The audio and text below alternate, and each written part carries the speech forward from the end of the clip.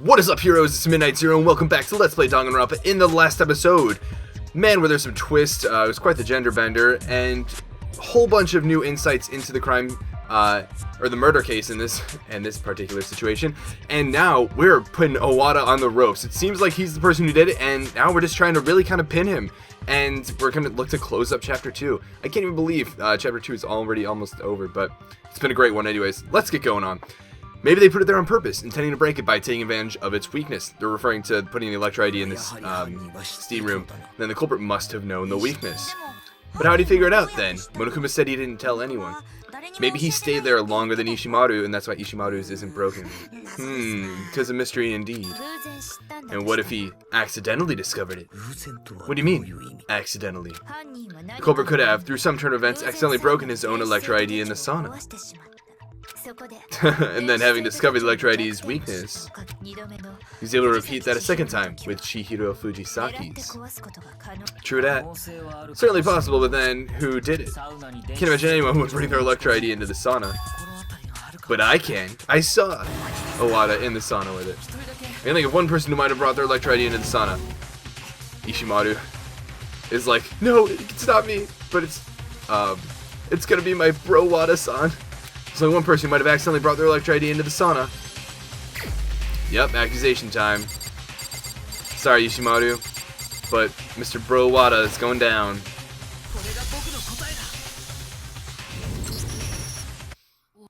Oh, Wada, it was you who broke your Electro ID in the sauna, wasn't it? What? Could we just, ask him to show it? Wada, you and Ishimaru held an endurance contest in the sauna a couple days ago, didn't you? Ooh, this groovy music. This was quite the funny scene. You went in the sauna with your uniform still on. And I suspect you didn't take your Electro ID out beforehand. Oh, so that also rules out that it couldn't, or, that it can't be Ishimaru. That was when he figured out that Electro ID's breaking the sauna. Sorry, Owada. I thought you were pretty just dude. Stop it, you accused bro of being a killer. To be fair though, I still don't know why he did the killing, you know? What's his dark secret? But I refuse to believe it. Where's the conclusive evidence? I don't want to believe it either, but I have the evidence that proves that it's the truth. Oh boy, what do we have to choose now? Another non-stop debate? Hype. Fuko in the background. Broken Electro ID, Asina's testimony.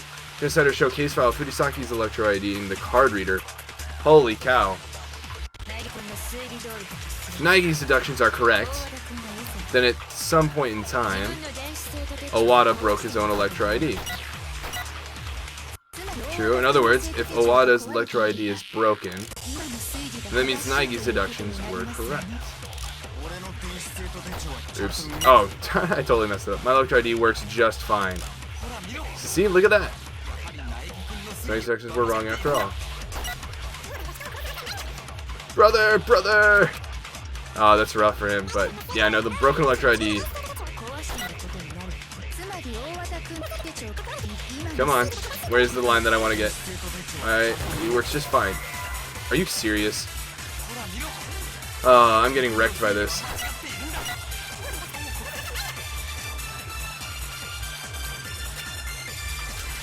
Yeah, no, I agree, Nagi. Sorry, it's totally not your fault.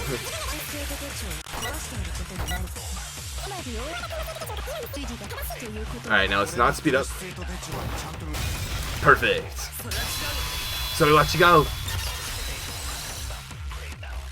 I really like the Japanese voice acting. I did try out the what's it called? The Danganronpa Steam version the other day, and I'm glad you can do the Japanese voice acting. I'm kind of sad that they change up some of the terminology and what they're known for, the ultimate something, but whatever.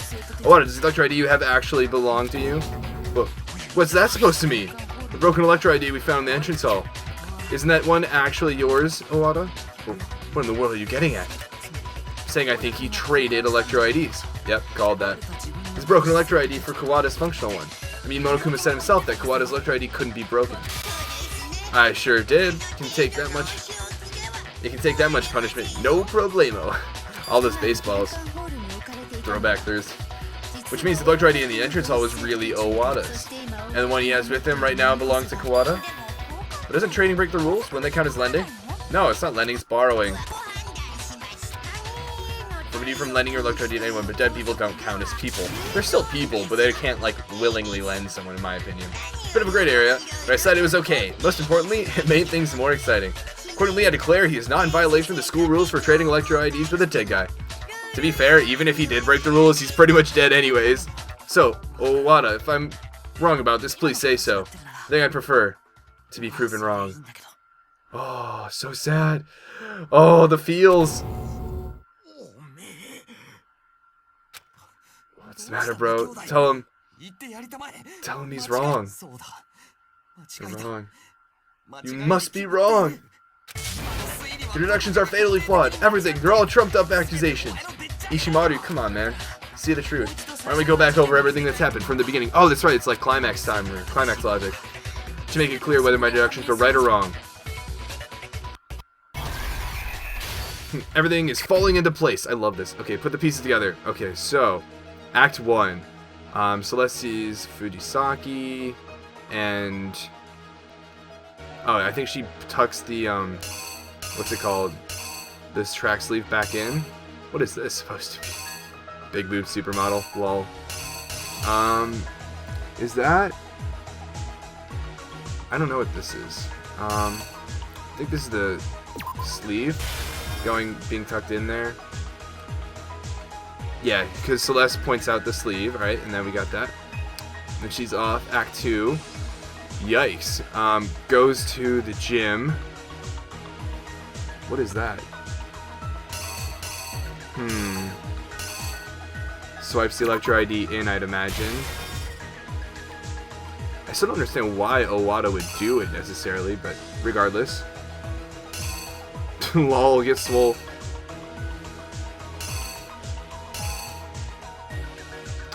That's for the swapping. I don't know what would happen here.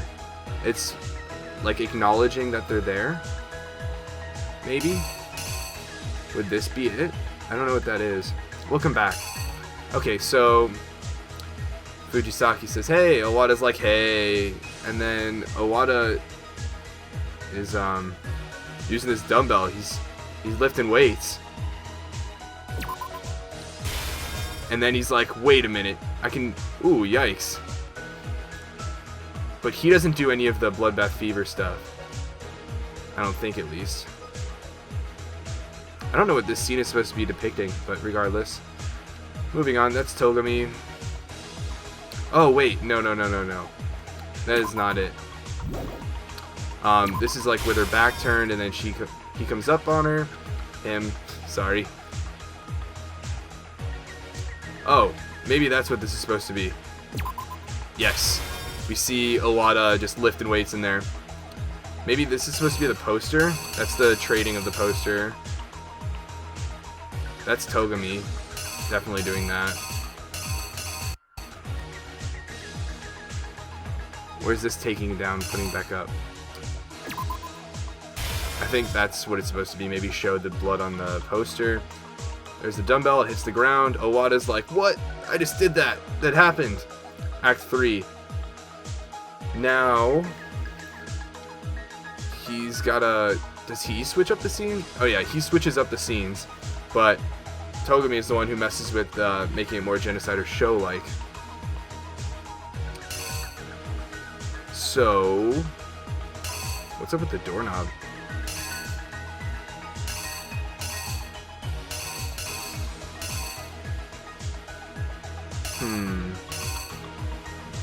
This is a little bit more iffy. Okay, so this is before he has the body. So he's taking off the poster now. I think that's taking off the poster. That's putting up the poster.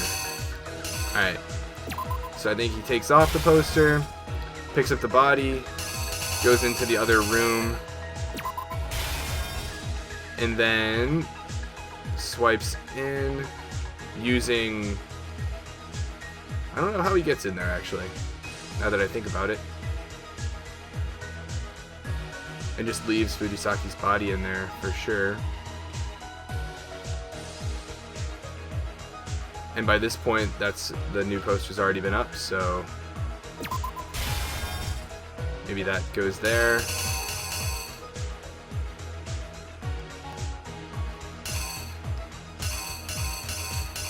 And then Togami comes in and is like, now I can make this look like Fukawa because he thought Fukawa did in the first place.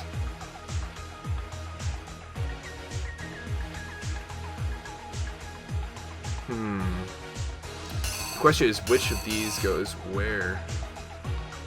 I feel like that's gotta be it. And then Bloodbath Fever would come after. Yeah, and then Act 5. Owada brings the Electro ID into the sauna, I think? Oh, this is the sauna. Is there supposed to be a card on the ground in there, maybe? Oh, wait a minute.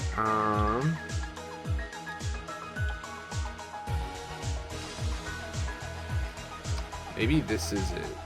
Yeah, switch that out for this. Togami walking in with the extension cord, and he does that, and then Bloodbath Fever. Cool. Walks into the sauna, probably? Yeah. Throws that in there, and then the last one picks up the new Electro ID, I think.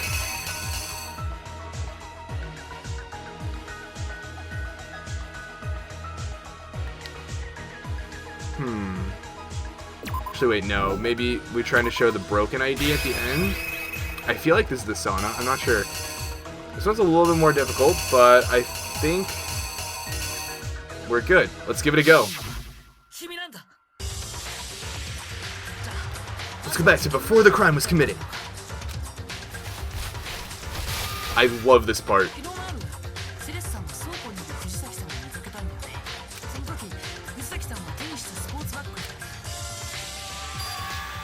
These are our last moments with Fujisaki. Blue tracksuit. Yes, and Celeste saw it too.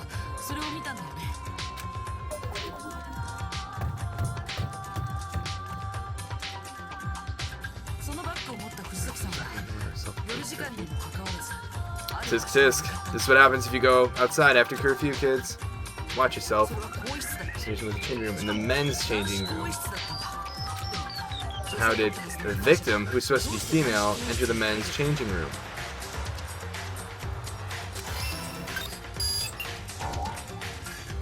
No, that doesn't make much sense. I've got to go back and rethink the progression of the crime. Huh? Okay, so it's not that one. The real question is, what then? Is that supposed to be Fujisaki? No. Went into the men's changing room. Not any of those. Shoot, I'm at a loss.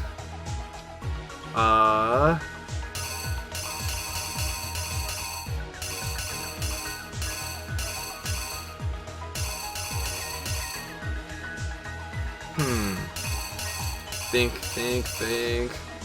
Maybe this is supposed to be the sauna or the weight room. That's the only thing I can think of, to be honest. If we just need to use this one somewhere else.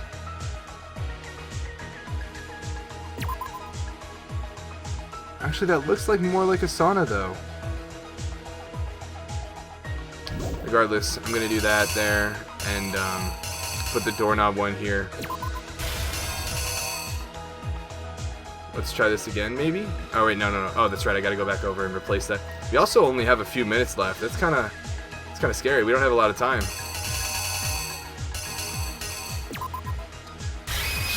Alright, let's try this again. Hopefully we'll make it a bit farther. Act 2. Okay, she swipes in. Or he swipes in. The victim, who's supposed to be female, enter the men's changing room. That's not it? No, it doesn't make much. I've got to go back and rethink the progression of the crime. Are you serious? Oh, wait a minute. Having the wrong logic panel frame where you reach that point. Are there any skills I can use? No. Okay. I don't know, maybe this? That's all I can think of. We're gonna try it again. It's difficult to tell what each picture represents entirely, I would say. But regardless, yeah, swipes in. What do you think the progression of the crime? Swipes into the male room, and then what? And then meets up with Owada. Like, I don't see what's supposed to logically progress next. Oh, is this her walking into the men's room, maybe? Not her turn their back in the locker room? That's gotta be it. Oh, I thought there was a picture of her, like, with her back, to the locker. Then I guess this would go here. Oh boy. Let's hope this is right. Come on. Come on. Swipe. There we go. Oh, I thought that was her locker. That would make sense if it was her locker, but... That was when he was able to use his own Electro ID to enter the men's changing room. And then... runs into Owada. It's like, what's up, pal? Yikes. Of course, Owada is swole. Went for him to let his guard down, then took the murder weapon. That's dumbbell.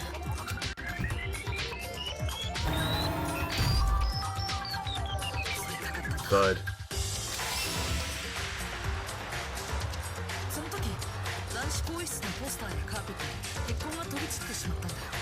And so, of course, Owada needed to hide that Fujisaki's a guy. There are too few signs of planning for it to have been premeditated. I wonder why it was impulsive. Like, I still want to find out Owada's motive. Like, it's very clear that he did it and how he did it. But, like, I still don't understand why. Why the red herrings? First, he collected the bloodstained carpet, as well as the poster.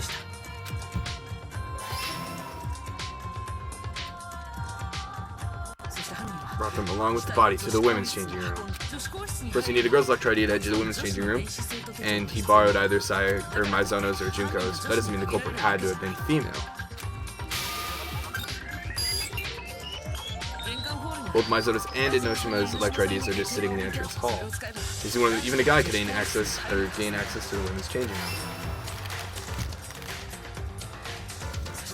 Having done exactly that to get in.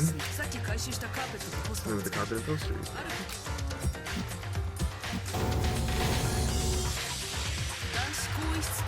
He's changed him with those in the women's changing room. In other words, he relocated the crime scene.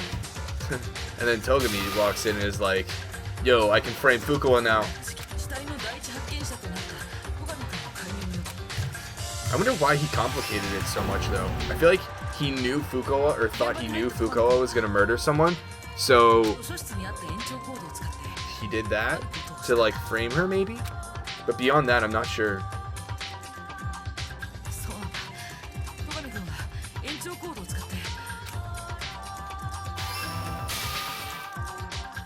Poor Fujisaki, getting meddled with so much after his death.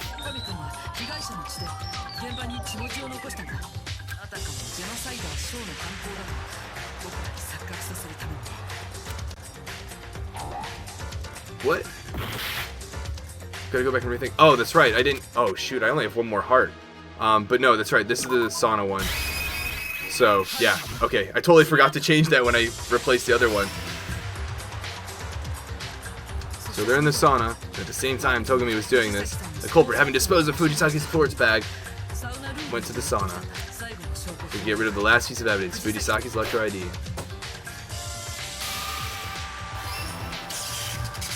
Nice. Since he was hoping, the heat of the sauna destroyed Fujisaki's Electro ID. He knew that would happen too. He knew Electro IDs were weak to high temperatures. Maybe because he himself broke his own Electro ID in the sauna. That's everything that happened. We did it. I love these scenes. It was you, Owada! Isn't that right, Mondo Owada? Yo, such a cool scene.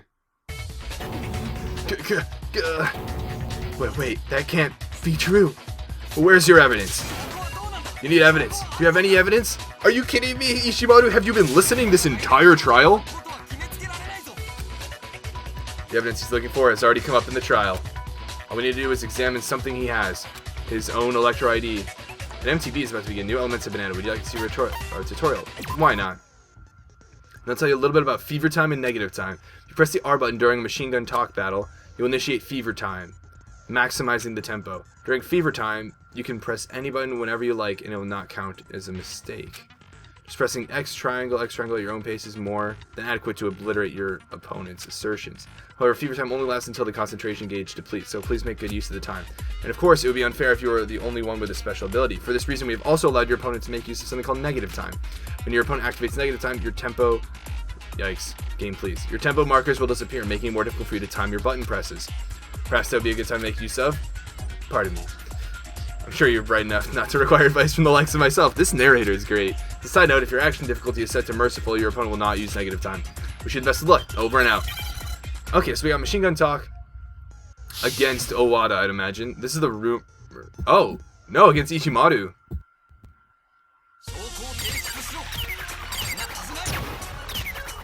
I totally forgot how to do this.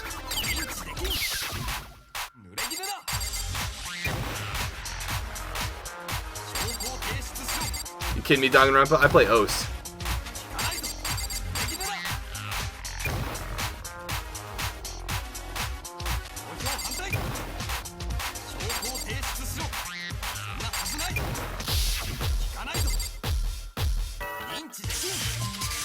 I need to hit R.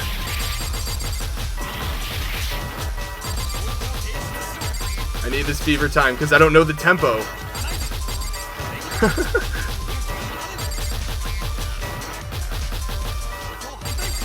I don't know what the tempo is.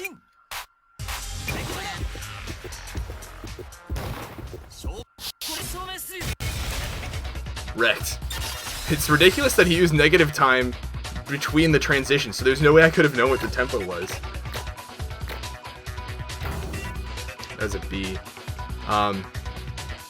Yeah, I don't know correct answers and everything. That was very strange, to be honest, but whatever. If I'm right about everything up to now, then Owada traded his broken Electro ID for Kuwata's.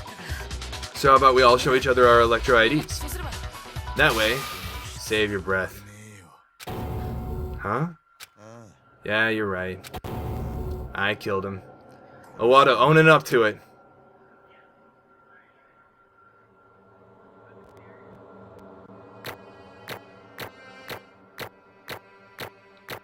Come on. Still got that A, though. Nice. More Monokuma medals. I'll grind those out another time. What are you saying, bro? We've come this far. There's no point in fighting it anymore. Yo, Monokuma, get this thing started, would ya? At least, like, at his dying moments, he's, like, owning up to it, and it's just like, I admit defeat and all that. Wait, please, wait. Ishimaru, I feel so bad for Ishimaru. Nope, not waiting.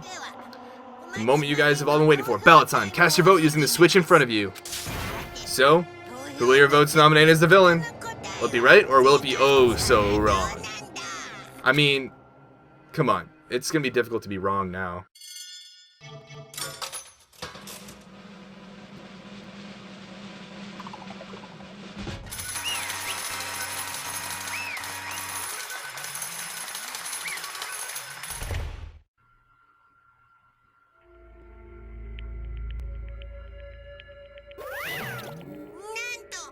Well, looks like you guys were right again.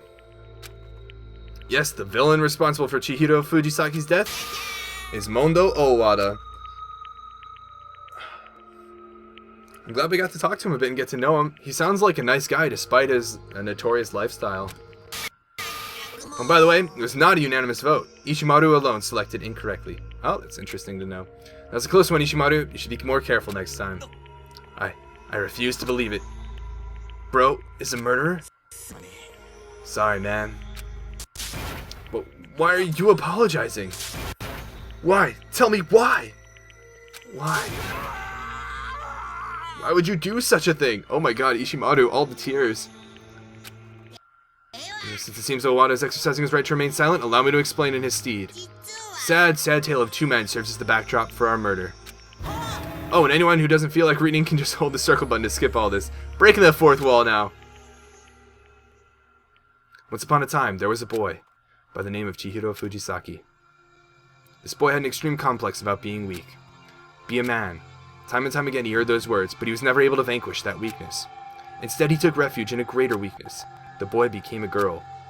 That was how he chose to escape from his problem. Now no one can tell me to be a man anymore, but no matter how far he withdrew into his shell, he was unable to eradicate the complex that had taken root inside him. A shell, after all, is not but an empty husk. Rather than disappearing, Fujisaki's complex grew more intense. I'm such a weakling.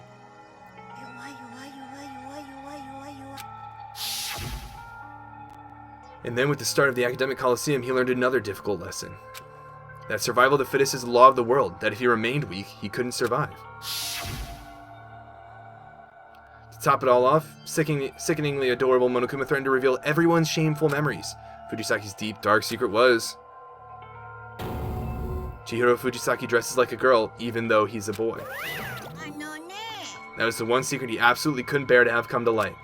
Because as soon as it did, the shell, no, the armor protecting him would be ripped off, and he would be subjected to an excruciating degree of criticism and pressure. Faced with such a hopeless dilemma, he fell into a deep despair. Or so everyone thought.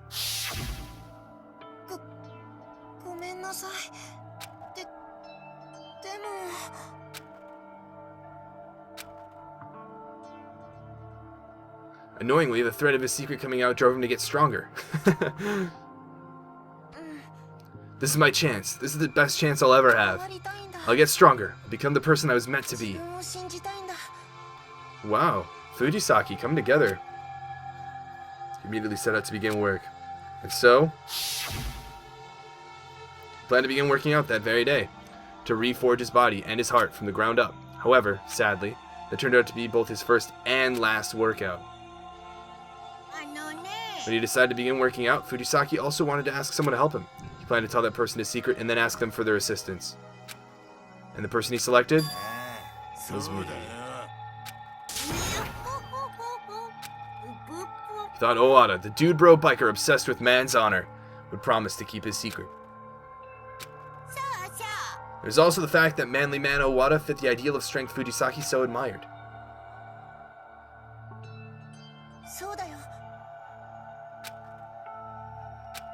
I feel so bad for Fujisaki.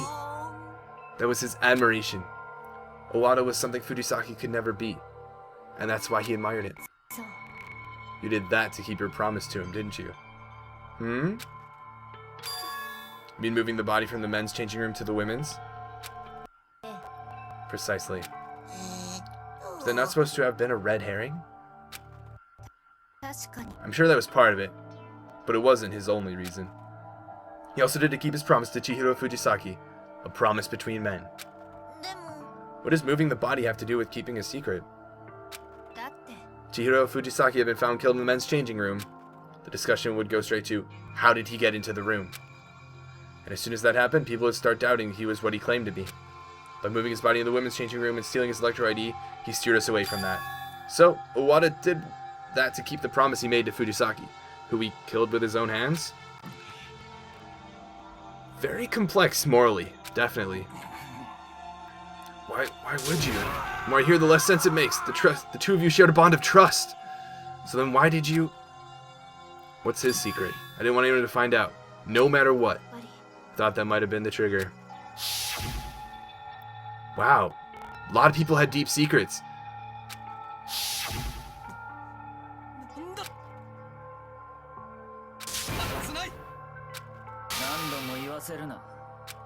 Assuming everyone views the world through your eyes as the pinnacle of idiocy. That's a great slang you're saying. Maybe you don't have one, but he did. That's all there is to it. While we're on the subject, how about I tell you that too? The skeleton hiding in Owada's closet that he didn't want the world to know about is that he killed his big brother. What? I was actually kind of maybe guessing that, but didn't his big brother was the leader of the biker gang, wasn't he? The Mondo Owada, standing before you today, the super duper high school outlaw biker. The man feared by delinquents nationwide got his start thanks to a certain someone. His big brother, Daya Owada. Oh, that's right, Daya Mondo.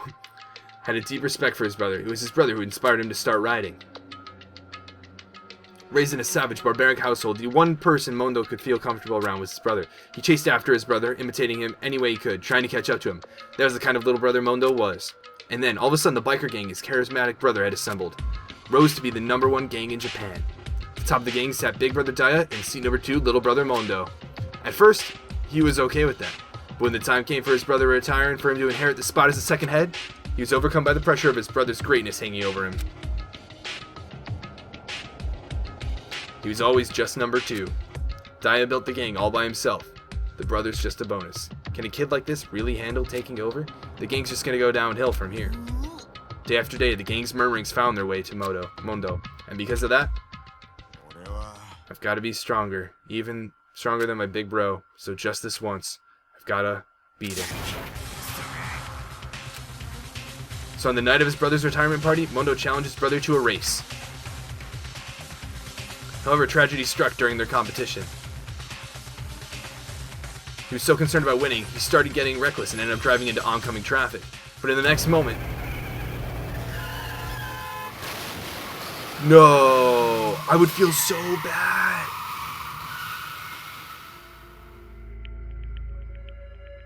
As he lay wrapped in his little brother's arms, these were Daya's final words. Whoops, I slipped. Sorry, man. Knowing full well his little brother was responsible for the accident, Daya still did not blame Mondo. Hey, one last thing, bro. Don't you dare let the gang fall apart. You and me created that gang. Together. Promise. Promise me. Man's honor. My heart right now. Mondo decided to keep the cause of the accident a secret from the rest of the gang. In order to keep his promise. In order to prevent the gang from splitting up. He couldn't tell anyone that it was his own weakness that had caused his brother's accident. As a result, the gang united once again under the lead of the younger brother who defeated the elder brother. That's what he gets for riding recklessly because he thought he was going to lose. And that became the reason for Daya's death. Mondo's lie became the truth. And thus, Mondo resolved to take the helm of the gang propped up by his lie. I am strong. However, at the start of the academic coliseum, he learned a difficult lesson. That as strong as he made himself out to be, he was nothing but a weakling who could die at any moment. To top it all off, freakishly adorable Monokuma threatened to reveal everyone's shameful memories. Mondo Owada killed his big brother. There was no way I could let the gang learn about that. If they did, it would have collapsed. It would have destroyed the gang me and my big bro built. It would have meant that it was all for nothing. My regret, carrying the weight of my big bro's death alone. So I... Owada. Oh, I feel bad for him now.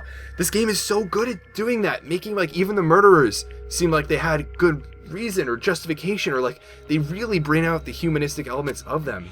As soon as Monokuma started up with all that stuff about revealing our secrets, it was like this fog of anxiety started swirling around inside my head. That's never happened before. I had no idea what I was supposed to do. And while I was sitting there unable to make up my mind, before I knew it, the fog of uncertainty blew into this rock-hard mountain of uncertainty. That's when it happened. That's when Fujisaki asked me to help him get started working out. The kid started telling me a secret. You serious? Yeah, sorry for lying. But why? Why did you suddenly decide to reveal your secret? You've been keeping that a secret for so long. If someone finds out, you'll... I want to change. I want to destroy the old me, the weak me who always retreats into a lie. Those words came at me like a knife. I felt like that negated everything I'd done. Ironically, in this moment, Fujisaki is so much stronger than Owada. I need to change. I'm weak. But you're strong, Owada, so I'm sure this is no big deal for you. No matter what Monokuma reveals about you. What? You want me to tell you? Are you saying if I'm really strong, then I should tell you my secret? I envied him. I was envious of Fujisaki's strength. The strength he had to look his weakness in the eye and try to overcome it. A strength I didn't have, so I envied him. The envy broke me down. That's sarcasm? I'm strong? Wow. Something started creaking, making this unpleasant screeching sound inside my head. Oh my goodness.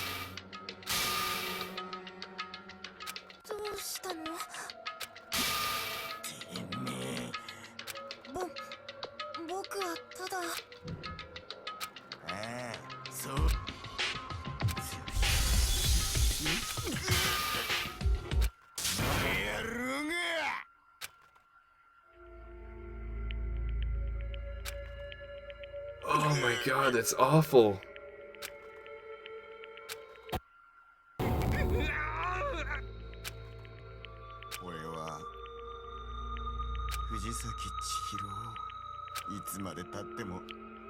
Wow. I did something terrible. Owada.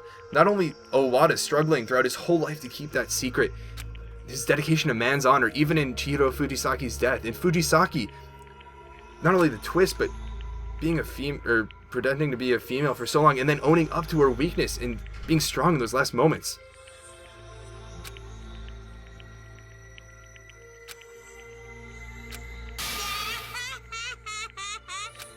Oh my goodness.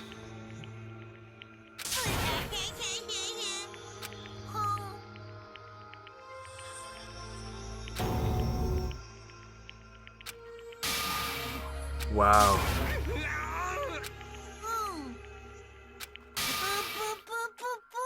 Oh boy, punishment time. Also, sorry for this episode being so long, but I hope you guys understand. I mean, execution. If the rule is right, the villain who destroys the order will be punished. Wow. I prepared a very special punishment for Mondo Owada, the super duper high school outlaw biker. Wait. Please wait. Let's get this ball rolling. It's punishment time. Oh my god, I feel bad for Owada. But like, obviously it's his fault.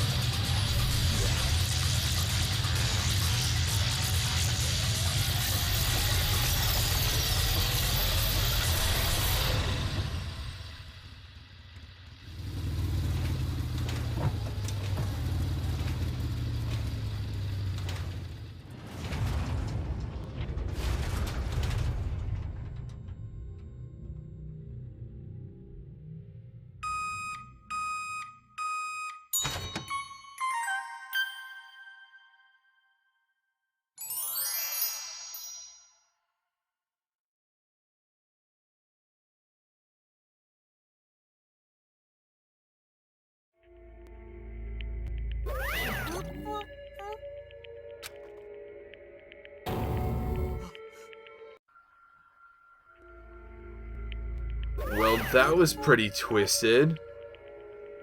That was weird. He, like, something happened in that cage, and then he got, like, cooked into butter or something? And then Monokuma ate with it. That's just, like, weird and twisted. O death, do grace us with your gentle smile and grant ye his soul everlasting peace. No. But bro, the second murder and the second execution, it hit me again. But here, life is fragile. It hit me so hard I thought I might fall over. Our lives are painfully fragile. Ishimaru.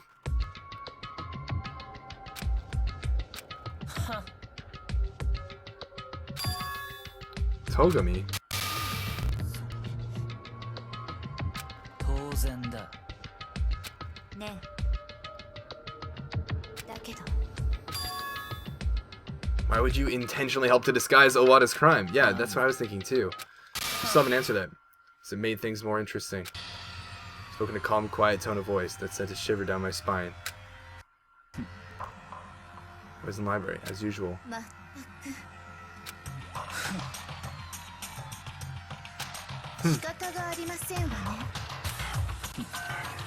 It's getting late, so I was going to be back to my room, and I just happened to notice, or to catch sight of Owada leaving the women's changing room. After he was gone, I looked inside, and there I found a corpse. God, he was such a fool. Never had any idea I saw him. So you knew who the culprit was the whole time? But it would have been boring if that's all there was to the case. I don't know how I feel about this, Togami.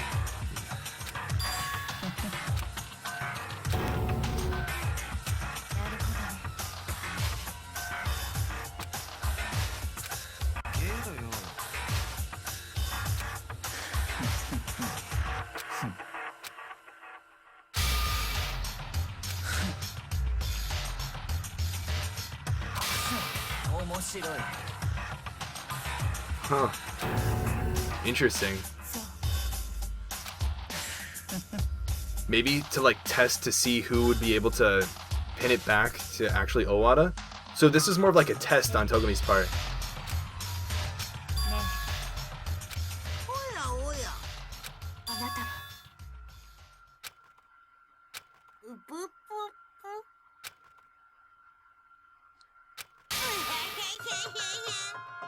These punishments, this despair, they're for all mankind. Hmm?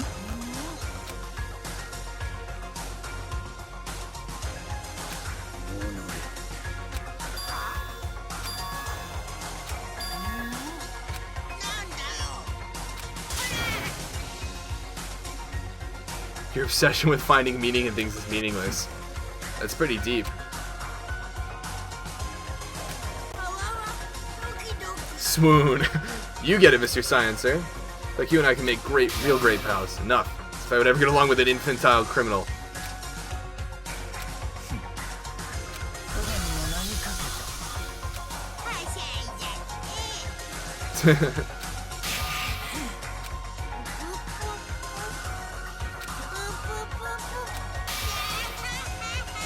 Interesting.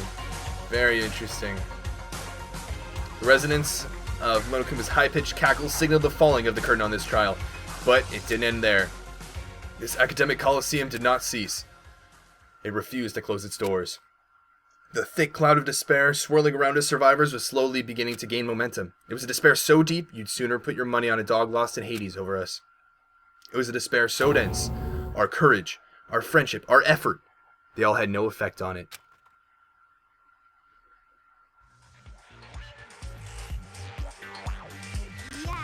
My, I have to say. What? Things are moving at a nice pace, a very nice pace indeed. Looks like her stepping up to the plate before things leveled out left a bigger mark than I expected.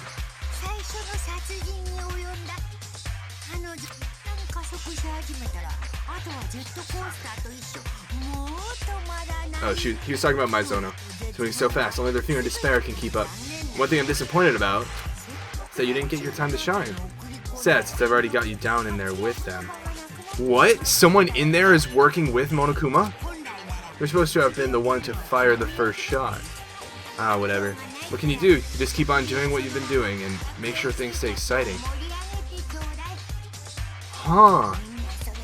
That's what everyone wants. I have one question. And the plot thickens. Anything but my measurements and I'll listen. Who is it? Who is the 16th student? Wait, what? My, is this a surprise? I did listen, but... Super denied. Hella denied. I mean, come on, that's my trump card. We may be in this together, but I'm not stupid enough to just show you my trump card like it's nothing. Something about a 16th student and someone on the inside with Monokuma. Huh. That is really cool. Weekly Shonen Despair magazine.